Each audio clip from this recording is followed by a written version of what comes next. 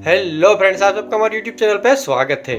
दोस्तों, जब बात माइलेज कार की हो तो हमारे सामने एक ही कार कंपनी का नाम आता है, मारुति सुजुकी। मारुति सुजुकी का मार्केट शेयर आज की तारीख में 50% से भी ज़्यादा है। इसका मतलब है कि भारत में बिकने वाली 10 कार में से 5 कार मारुति सुजुकी की होती है। मारुति सुजुकी हर साल 15 लाख कार बेचता है। कार मार्केट में आज मारुति सुजुकी के आसपास भी कोई कंपनी नहीं है। पर दोस्तों, मारुति सुजुकी की कहानी बाकी सफल कंपनियों से अलग है। मारुति सुजुकी के कई राज है जो कुछ ही लोग जानते हैं। तो चलिए दोस्तों, आज मारुति सुजुकी की कहानी को शुरू से जानते हैं। दोस्तों, ये बात है 1980 के दशक की, जब भारत में कार खरीदना कोई आम बात नहीं थी। कार वही लोग खरीद पाते थे जो पैसों के धनी थे। उस वक्त भारत में 2 ही कार देखने को मिलती थी, पहली एम्बेसडर और दूसरी फिएट 1100। पर ये 2 कार आम लोगों के लिए महंगी थी।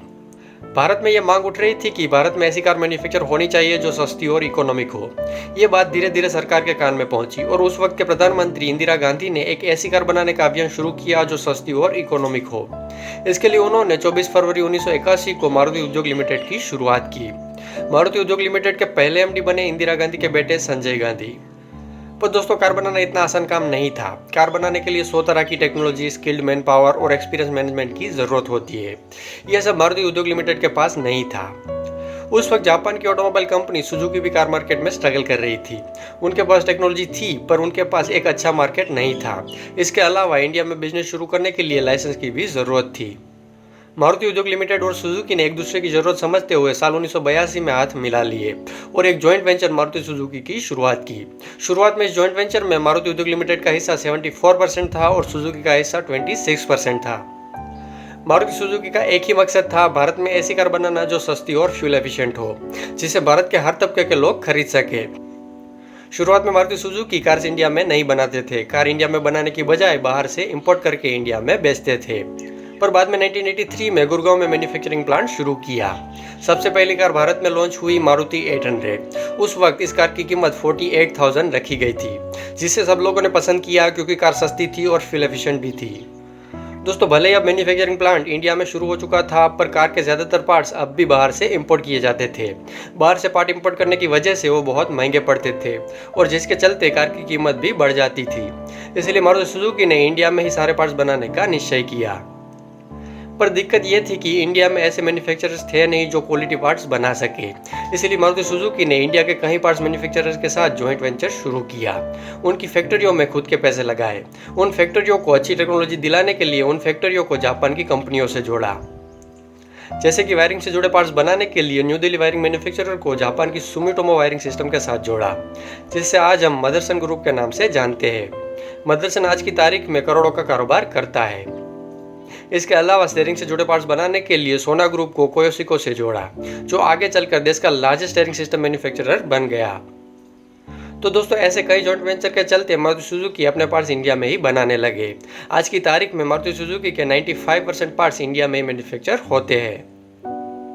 दोस्तों, मारुति 800 के बाद मारुति सुजुकी ने कई और मॉडल्स भी लॉन्च किए, जैसे कि सन 1984 में ओमनी को लॉन्च किया, सन 1985 में जिप्सी ई और जिप्सी किंग को लॉन्च किया, सन 1990 में सैटर्न 1000 और सन 1993 में जेन को लॉन्च किया। दोस्तों, 90 के दशक की शुरुआत में मारुति सुजुकी लगभग हर साल 1.5 लाख कार बेचा करती थी। 1992 तक मारुति सुजुकी भारत में अपने पैर जमा चुकी थी। दोस्तों, इस वक्त तक मारुति सुजुकी में गवर्नमेंट ऑफ इंडिया का हिस्सा 74% था और सुजुकी का हिस्सा 26% था। पर 1992 में लिबरलाइजेशन के चलते इंडियन गवर्नमेंट ने अपना 24% हिस्सा सुजुकी को बेच दिया, जिसके चलते सुजुकी और गवर्नमेंट ऑफ इंडिया इस जॉइंट वेंचर में 50-50% के पार्टनर बन गए। इसके बाद मारुति सुजुकी में गवर्नमेंट की दखलगिरी कम हो गई और सुजुकी ने पूरा मैनेजमेंट अपने अंडर ले लिया। आगे चलकर साल 2002 में गवर्नमेंट ऑफ इंडिया ने 4.2% हिस्सा सुजुकी को बेच दिया, जिसके बाद मारुति सुजुकी में गवर्नमेंट ऑफ इंडिया का हिस्सा सिर्फ 45.54% बचा और सुजुकी 54.2% का मालिक बन गया। 2003 में मारुति सुजुकी पब्लिक हो गई, जिसके बाद धीरे धीरे गवर्नमेंट ऑफ इंडिया ने अपने सारे शेयर्स बेच दिए और गवर्नमेंट ने इस जॉइंट वेंचर से एग्जिट ले लिया।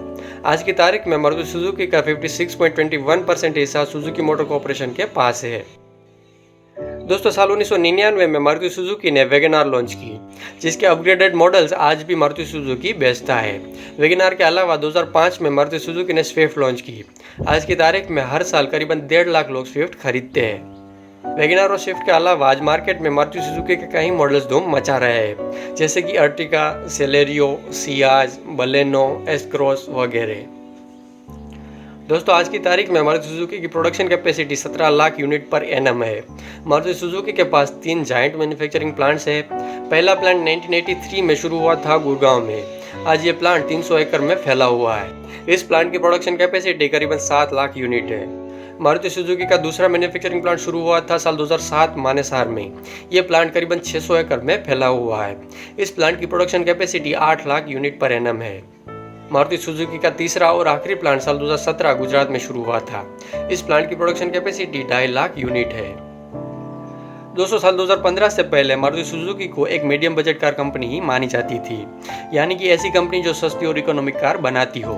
पर अपनी इस इमेज को बदलने के लिए मारुति सुजुकी ने साल 2015 में नेक्सा को लॉन्च किया। दोस्तों नेक्सा कोई कार का मॉडल नहीं है।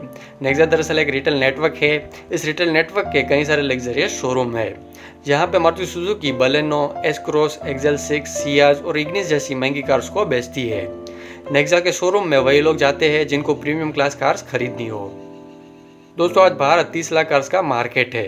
भारत में हर साल 30 लाख कार्स बिकती है, जिसमें से 50% यानी कि 15 लाख कार्स मारुति सुजुकी की होती है। ये एक अपार सफलता है जो मारुति सुजुकी ने हासिल की है। तो दोस्तों ये थी मारुति सुजुकी की अमेजिंग स्टोरी। अगर आपको हमारी वीडियो पसंद आई है तो प्लीज़ इसे लाइक कीजिए और ऐसी ही बेहतरीन वीडियोस के लिए हमारे चैनल को सब्सक्राइब कीजिए। Thank you.